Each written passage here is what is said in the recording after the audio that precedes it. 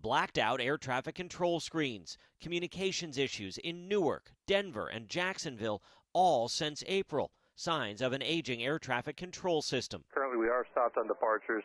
Approach control lost their radar again. Well, I don't want those to happen. Transportation Secretary Sean Duffy. The pilots, when that happens, they know that they have to look to another center or TRACON or tower to communicate with, and they all start to pay close attention and stay away from each other. Ahead of the next big summer travel push, we wanted to see that in action. We operate on a system of multiple layers of redundant systems.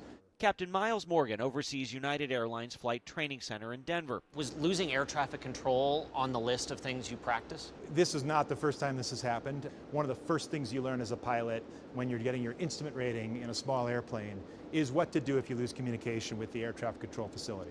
All right, ready to go? Yeah. Clear for takeoff. Inside a 737 MAX simulator, we are at the controls for a first-hand look, taking off from a simulated Newark Liberty Airport. 100 knots. Once airborne, we're dialed into air traffic control on an assigned radio frequency. Air traffic control goes out right now. You're over New York City. What happens? So the first thing is I'm on this primary frequency.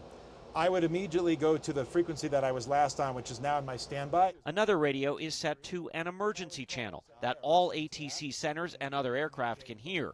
If that doesn't work, the third layer of redundancy we have is this text messaging system. While flying, the 737's transponder sends a signal identifying the plane to controllers and other aircraft.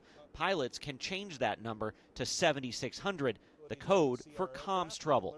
Hey, this aircraft has lost communication, so they'll start separating aircraft, around from us. All airliners also have an onboard collision avoidance system known as TCAS that's scanning the skies for other planes.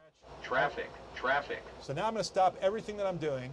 I'm going to look at my navigation display, and I see that I've got traffic encroaching on me 600 feet above. What happens if you're not a safe distance away? So my aircraft would give me a command.